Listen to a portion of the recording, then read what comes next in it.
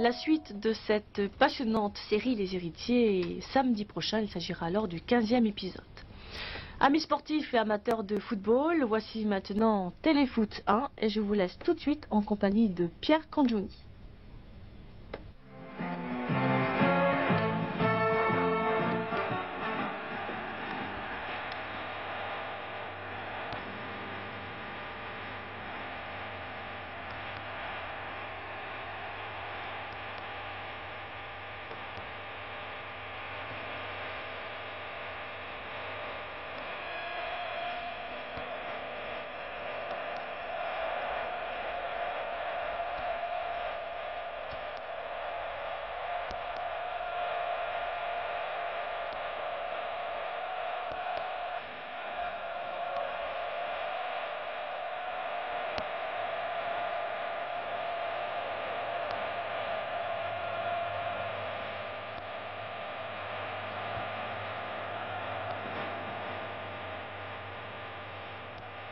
Un vendredi 13, jour de chance, dit-on, Guignon marquait un troisième but aux Stéphanois.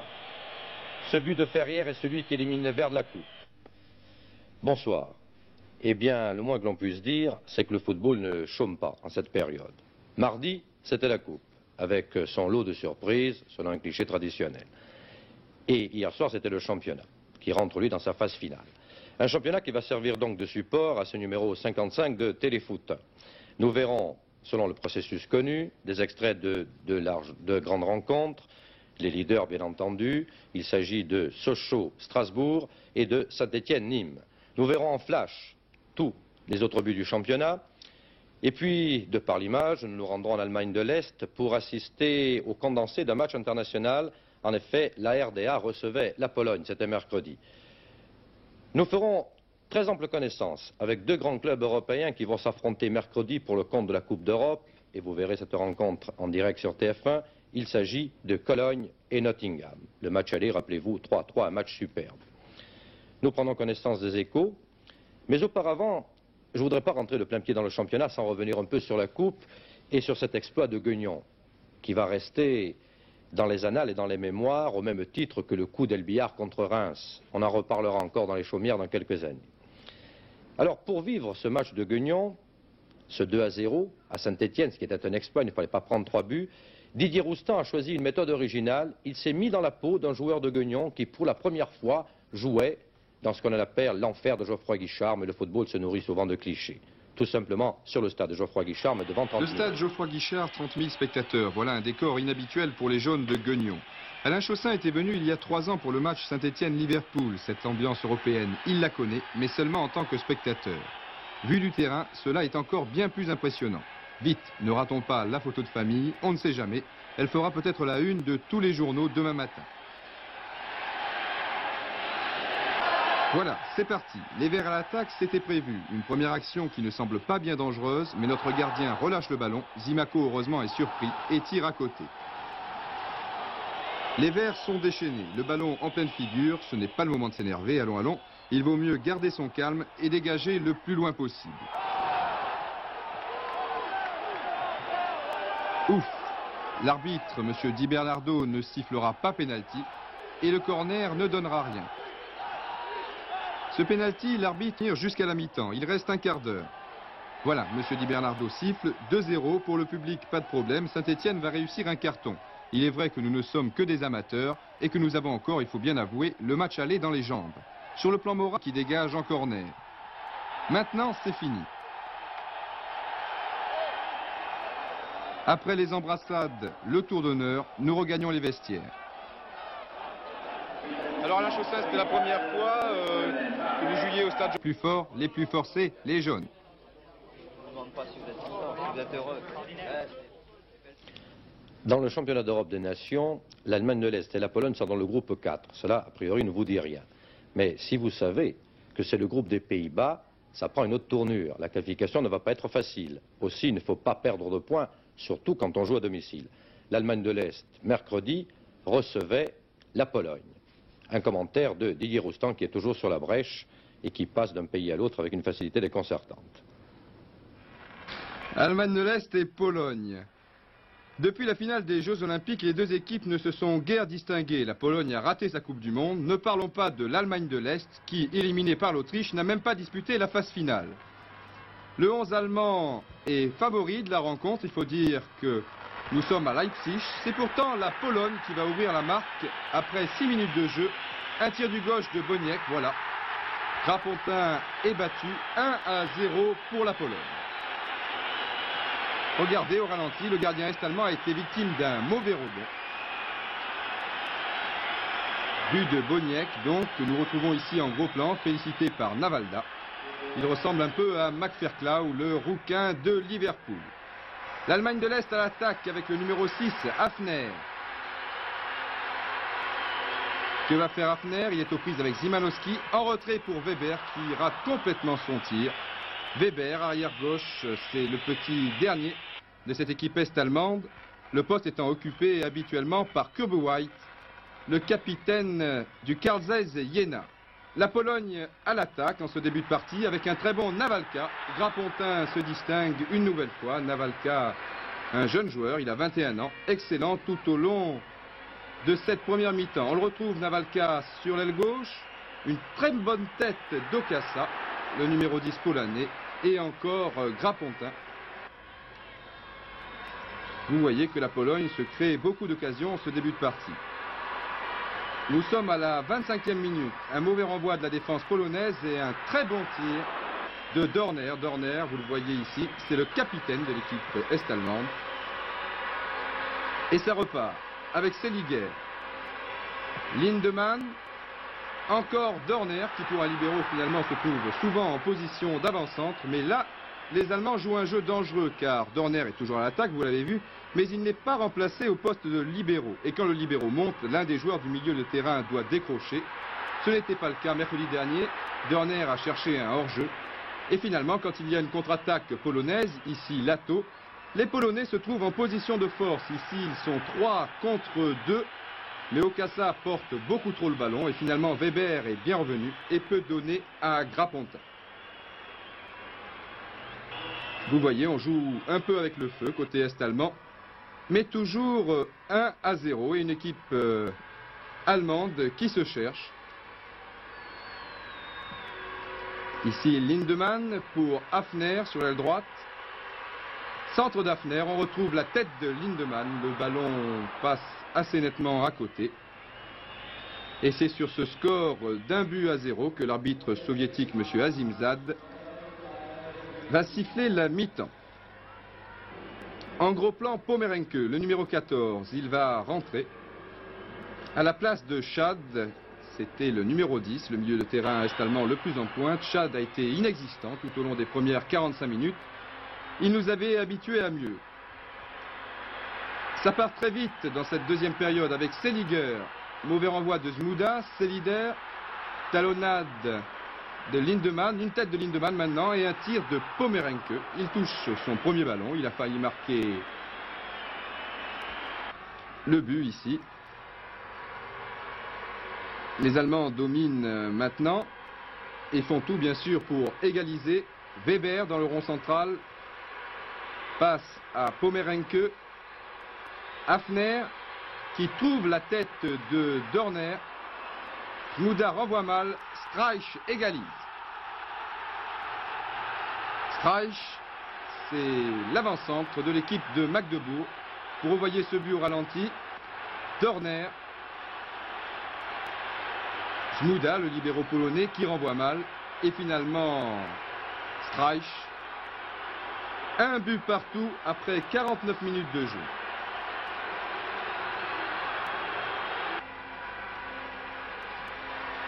Streich, le revoilà, il passe à Hoffmann, faute du stopper Szymanowski.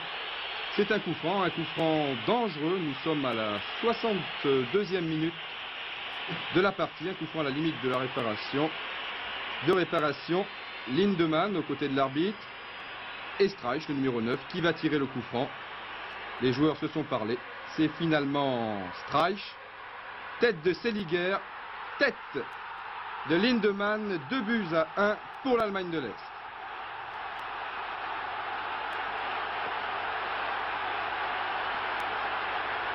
Vous revoyez Seliger entre deux joueurs polonais et Lindemann démarqué à 3 mètres des buts. Cela ne pardonne pas. Allemagne de l'Est 2, Pologne 1. Ce n'est pas fini. Streich, Navalka a donné à un défenseur polonais qui n'a pu dégager. Finalement, Hafner a réussi encore un très bon tir, bien détourné par Grapontin. Vous voyez Lindemann en gros plan ici, mais c'est Hafner qui avait tiré. Vous voyez, ça joue très vite. Hoffmann, une feinte du gauche, un tir du pied droit qui rase le poteau de Grapontin. Les Polonais sont débordés. Vous allez revoir au ralenti le tir de l'ailier gauche est-allemand. Pour un gaucher, c'est pas mal. Pomerenke, un coup franc, il y en aura eu beaucoup tout au long de la rencontre. Un match très physique. Dorner a donné pour Streich encore une très belle reprise de volée. L'avant-centre est-allemand aura été un des meilleurs joueurs de cette deuxième période. Et les Polonais, me direz-vous, eh bien pas grand-chose, hormis cette déviation de Lato. Et Grapontin qui est obligé de sortir dans les pieds de Okassa. On connaissait Jürgen Kroy, on connaît maintenant Grapontin, un excellent gardien de but. Dorner passe à Weber. Les deux joueurs se ressemblent. Voilà, sur la gauche pour Hoffmann. Nous sommes dans la dernière minute. Encore un très bon tir d'Hafner. Tir que vous allez revoir au ralenti. 2-1, c'est le score final, un résultat assez logique. Pas de changement au classement, les Pays-Bas sont assez largement en tête avec 8 points, mais attention messieurs les Néerlandais, pour arriver à la phase finale de ce championnat d'Europe des Nations, il faudra réussir un bon résultat sur ce même terrain. Le 21 novembre prochain, voilà, monsieur Azimzad siffle la fin de la rencontre. 2-1, but de Boniek pour la Pologne, Streich et Lindemann pour l'Allemagne de l'Est.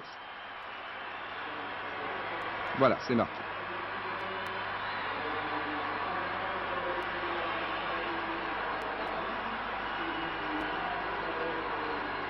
Alors, venons-en au championnat. Le championnat, ça se joue cette année un peu au finish. Il faut dire que c'est quand même plus passionnant que les années où un club domine avec 7 à 8 points d'avance et qu'on connaît pratiquement le champion à 10 journées de la fin. Là, nous sommes à 6 journées de la fin, tout reste possible. Autant dire que dorénavant, nous allons mettre nos caméras, cela va de soi, sur les 3 leaders, ceux qui se disputent le titre. Le leader Strasbourg se déplaçait hier soir. Automatiquement, ça crée un intérêt par la force des choses. Il peut se passer quelque chose, d'autant plus qu'il allait à Sochaux, un club solide qui se comporte bien dans ce championnat. Alors nous avons délégué, bien entendu, les caméras de téléfoot et puis Jean Rénal pour voir le match et y faire des interviews à la fin, avoir l'avis des responsables. Vous allez voir donc 10 minutes de cette rencontre. 13 000 spectateurs au stade Bonal pour voir Sochaux qui joue en maillot jaune, donc en blanc si on n'avait pas la couleur, contre Strasbourg le leader. Et tout de suite une attaque d'Erlaché, l'arrière, sur la droite.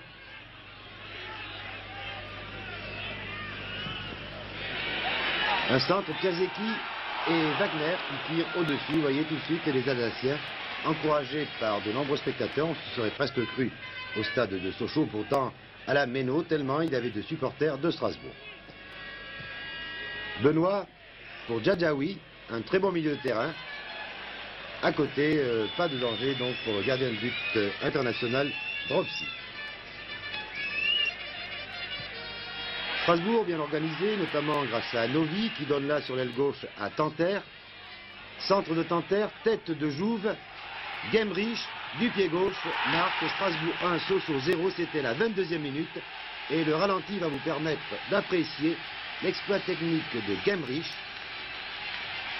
Voici Tanter tout d'abord qui centre. Jouve qui de la tête va donner un retrait. Regardez bien Gemrich, amorti de la poitrine, contrôle du droit, éture du gauche. Un petit exploit. Amorti de la poitrine. Contrôle du pied droit pour éviter Gay. Tir du gauche instantané. dans la lucarne, c'est du grand art, 1-0 pour Strasbourg dès la 22e minute face à Sochaux. Et à nouveau, une attaque des Strasbourgeois qui ont fait une excellente première mi-temps. Là, vous avez vu Spetch qui donne la balle à Jouve, qui cherche par une transversale Gazeki, qui en donne la balle à Jouve. Un tir du gauche vraiment terrible de 35 mètres, et oui, à côté de peu, alors que le gardien de but socialien russe n'est pas tout à fait content. Et ça repart encore par Spech, Jouve, Erlaché maintenant, un arrière droit très offensif, dont les centres sont toujours dangereux. Une feinte de Tanter, Gazeki, contré in extremis par Benoît. Une fois de plus, le gardien de but socialien russe avait eu très chaud. Nous approchons maintenant de la fin de la deuxième mi-temps avec toujours Strasbourg à l'attaque. Voici Gay qui intercepte cette longue passe de Tanter. Djadjaoui, belle passe pour Guinguini. On croit à l'égalisation et la balle passe de peu à côté. Nous allons revoir ce ralenti, cette passe décisive de Djadjaoui qui a très bien trouvé Guinguini qui se trouvait entre Specht et Erlaché. Mais Guinguini qui contrôle bien du gauche lui aussi et qui tire du droit, soulève un peu trop sa balle, qui passe à gauche, début gardé par Dropsy. À la mi-temps, donc, Strasbourg mène par 1-0 devant Sochaux. C'est Sochaux qui engage dans la deuxième période. Et vous allez voir, Strasbourg va marquer au bout de 52 secondes. Là, il n'y a pas de montage. C'est le début de la rencontre. Alors que les Sochaliens avaient engagé. Erlaché a donné à Tanter pour Piasecki sur l'aile droite. Ce n'est pas un coup franc, mais une touche sifflée par l'arbitre, M. Verbeek. Piasecki effectue cette remise en jeu à la touche, alors que Tanter est là tout près, c'est le barbu, le numéro 9.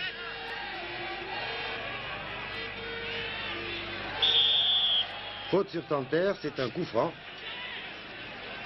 À Strasbourg, c'est Piasecki qui tire presque tous les coups francs, en tout cas la plupart des coups de pied arrêtés. Et le deuxième but strasbourgeois ne va pas tarder. Une tête de Ruti et Spech marque. Il dit Spech marque car hier à Sochaux, on a tous cru que c'était Spech qui avait marqué. Mais regardez bien notre ralenti.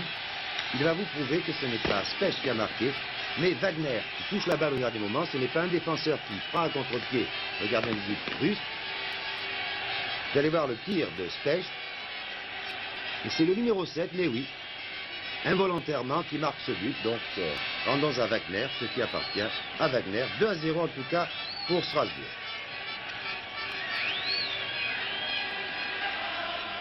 Un coup franc de Piasecki, un spécialiste, qui touche le mur. Et Spech arrive trop tard, ou si vous le préférez, c'est le gardien de but socialien qui est bien sorti.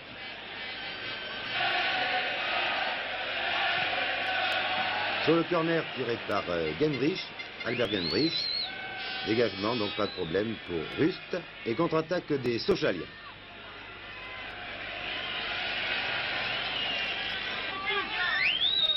« 2-0, Sochaux maintenant prend un peu le match en main, car les Strasbourgeois, et l'ont bien mérité, souffrent un petit peu.